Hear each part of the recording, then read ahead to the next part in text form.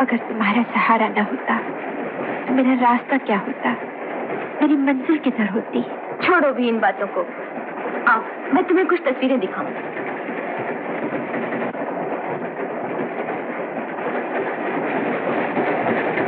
ये देखो, मुन्ने की सालगिरह की फोटो, और ये है हमारी शादी की तस्वीरें। कितने सुंदर थे तुम्हारे स्वामी। क्या नाम था उनका? शेखर। अब तो उनकी याद ही जिंदगी का सहारा बन गई है। और ये है उनकी चिट्ठियां, जिन्हें पढ़कर ऐसा लगता है जैसे वो हमेशा मेरे साथ हो। और ये है मेरे ससुर जी की चिट्ठी।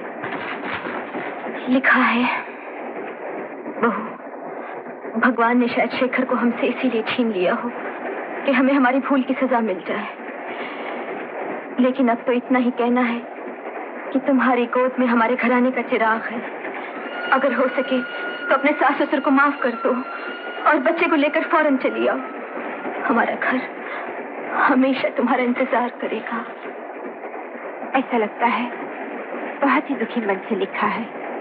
वहां जाने का फैसला करके तुमने बहुत अच्छा किया।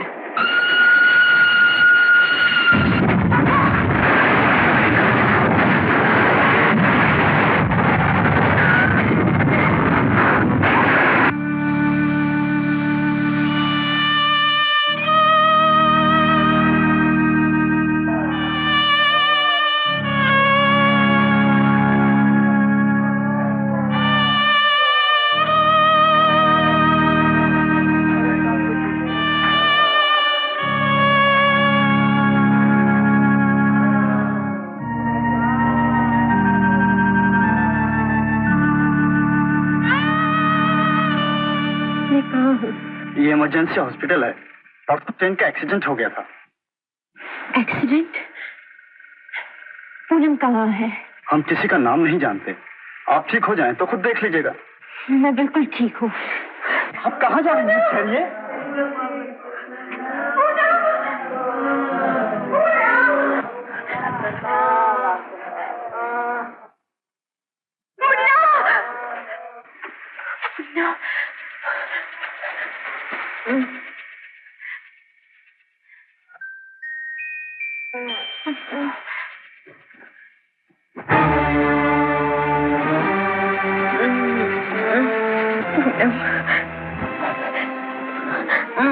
आप कौन हैं? मैं इनकी बहन हूँ। अच्छा, वो आप यहाँ मौजूद हैं। इनकी हालत बहुत सीरियस है। अभी अभी उन्होंने 3 चेयर पीने की कोशिश की थी। मैंने इन्हें नींद का इंजेक्शन दिया है। डॉक्टर साहब जल्दी करिए। देखिए, हमारे पास स्टाफ कम है, आप इन्हीं के पास रहिए। पूनम, मुझे मार डालो, मुझे मार डालो। नहीं पूनम, पूनम। कौन? मैं मधु, तुम्हारी मधु। मधु, मुन्ना, मुन्ना, मुन्ना सो रहा है, वो देखो।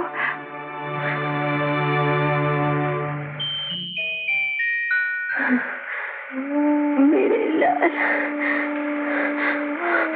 मधु, मधु मेरे पास आओ। मैं तुम्हारे पास हूँ, बोलो। मैं जा रही हूँ। नहीं पूनम, ऐसी बात मत करो। मधु, मधु मुझे वचन दो। तुम उसको संभालोगी, उसकी परवरिश करोगी। हम दोनों मिलकर उसकी परवरिश करेंगे। नहीं मधु, अब वो तुम्हारा है और तुम उसकी माँ। नहीं पूनम, तुम ठीक हो जाओगी, बिल्कुल ठीक हो जाओगी। नहीं मधु, नहीं, मेरे पाँव कट चुके हैं। पूनम, हाँ मधु, वो लोग एक अपाहिज को अपने घर की बहू का सम्मान नहीं देंगे। मधु, तुम वहाँ पूनम बनकर चली जाओ। नहीं पूनम, ये मुमकिन नहीं है। मैं ऐसे नहीं कर सकती। क्या तुम उसको बेसहारा छोड़ दोगी? क्या तुम मुन्ने की परवरिश नहीं करोगी? मधु, नहीं पूनम, लेकिन मैं मधु, मुझे वचन दो, मुझे वचन दो मधु। तुम पूनम, तुम उसकी माँ की तरह रहोगी। नहीं पूनम, मुझे वचन दो मधु, मेरे प्राण अटके हुए, मुझे वचन दो, मुझे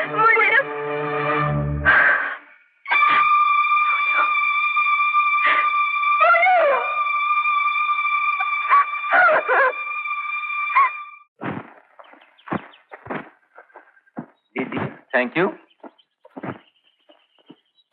आप आइएगा।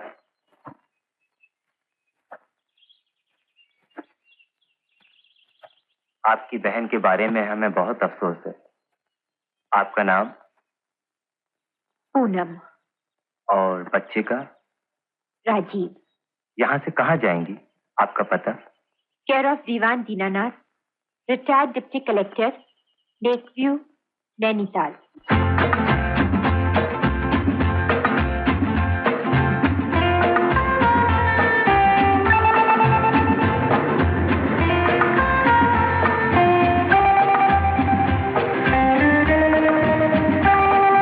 ड्राइवर, कितना रास्ता बाकी है? बस मैम साहब 23-24 मील और होगा। 1.5-2 घंटे में पहुंच जाएंगे। 1.5-2 घंटे? अच्छा, रास्ते में कोई होटल दिखाई दे तो रोकना, बच्चे के लिए दूध लेना है। जी मैम।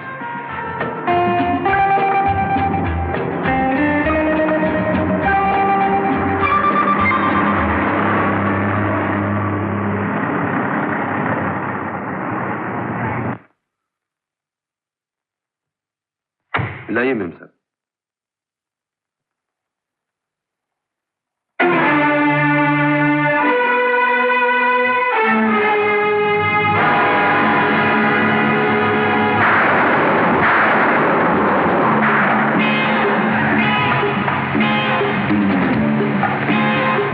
इधर कहाँ जा रहे हो?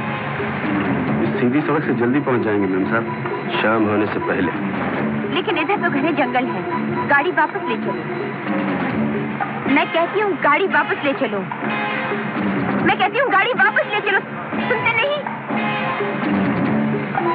गाड़ी रोको। कहती हूँ गाड़ी रोको। कूद पड़ो, वो भी बच्चे के साथ। मेम साहब, जो कुछ हिमालय सब मेरे हवाले कर दो, समझी? बचाओ! बचाओ! बचाओ! बचाओ! बचाओ! बचाओ!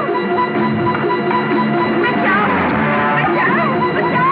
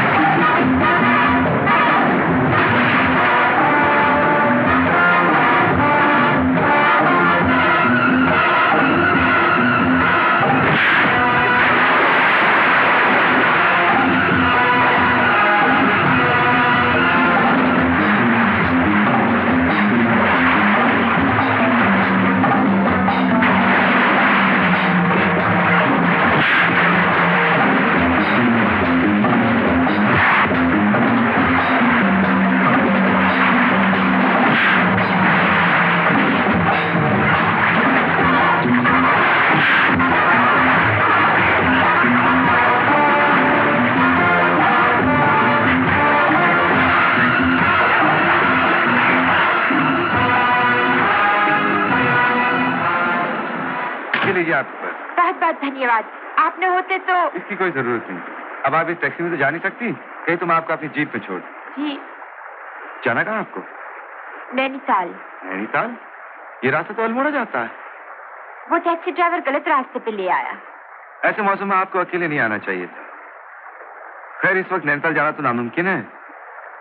बारिश में पहाड़ी नाले रास्ते पर बहने लगते हैं, रास्ता रात भर बंद रहता है। जी? तो फिर मैं। घबराइए मत, मैं यहाँ का फॉरेस्ट ऑफिसर हूँ। थोड़ी दूर पर मेरा मकान है। अगर आपको मुझ पर यकीन हो तो रात पर यहीं ठहर जाइए, मैं कल आपको छोड़ आऊंगा।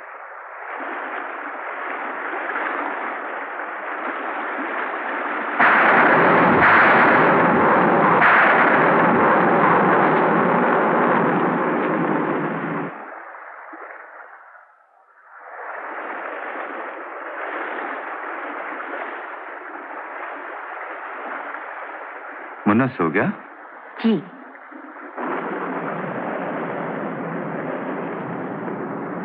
आपको कविता का भी शौक है? जी, था कभी। सिर्फ पढ़ने का ही नहीं, लिखने का भी। आखिरी गीत लिखा था, वो भी अधूरा रह गया। ना कोई तरंग है, ना कोई उमंग है, मेरी जिंदगी भी क्या एक कटी पतंग है।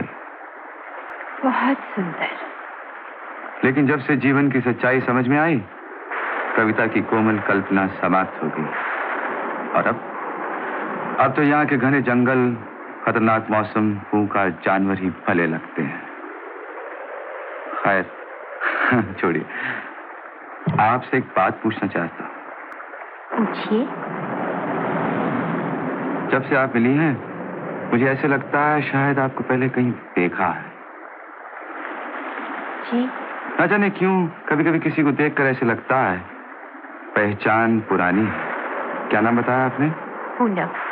नैनीताल में कहाँ रहती हैं आप? रहती नहीं, पहली बार जा रही हूँ। वहाँ मेरी ससुराल है।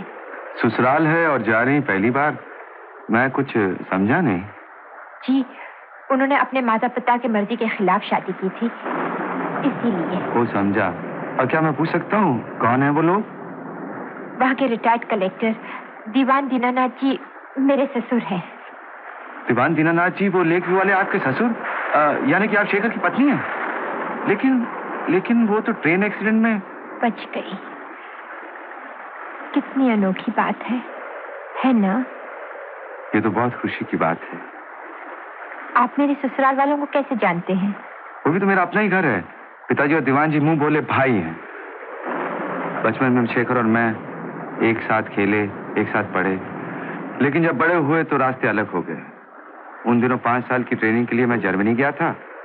जब वापस आया तो पता चला शेखर ने शादी कर ली और फिर वो एक्सीडेंट। कितनी अजीब है ये जिंदगी। आज बचपन के दोस्त की पत्नी को पहली बार देख रहा हूं,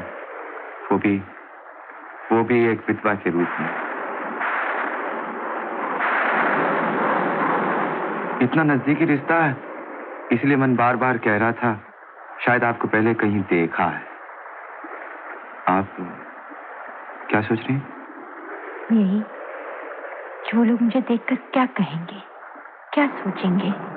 क्या कहेंगे? आपको देखकर आपकी गोद में अपने खानदान के वारिस को पाकर फूले नहीं समाएंगे। और फिर आप ही तो उनके बुढ़ापे का सहारा है। छोटे बाबू, खाना लगाऊं? अरे हाँ, इन्हें भूख लगी होगी। और देखो शंभू काका, ये हमारे घर की मेहमान ही नहीं, दीवान जी के घर की बहुरानी भी हैं। इन्हें या दीवान साहब को कोई भी शिकायत का मौका नहीं मिलना चाहिए, समझे? ये कैसे हो सकता है? ये हमारे सराखों पर। पूनम जी, इस वक्त इस बारिश में जाना तो नामुमकिन है। सुबह होते मैं आपको छोड़ाऊंगा। अच्छा, सुबह मुलाकात हुई। आप कहीं जा रहे हैं? जी, वो मजबूरी है। क्लब में अफसरों के साथ पार्टी है, जाना ही पड़ेगा। और अगर आने में थोड़ी सी देर हो जाए तो चिंता मत कीजिए, इसे आप नहीं घर समझिए। हाँ हाँ, पेटी रख दी गाड़ी में? हाँ, रख दी। सुनो, तुम रोज रात को कहां जाते हो और क्यों जाते हो सो मैं नहीं पूछता, पर आज अंधेरी रात, बारिश और तूफान, फिर उसमें मेहमान, अगर ऐसे मैंने जाओगे तो कुछ बिगड़ जाएगा। शंभू काका, पिताजी ने तुम्हें यहाँ बहस करने के लिए नहीं, काम करने के लिए भेजा है, इसलिए हर बात में दखल मत दिया करो। चाहिए अपना काम कीजिए। चाहिए अपना काम कीजिए। बचपन में गोद में खिलाया सो कुछ नहीं, अब मुझ पे हुक्म चलाते हैं। चलो बिटिया, तुम तो खाना खा लो, आओ।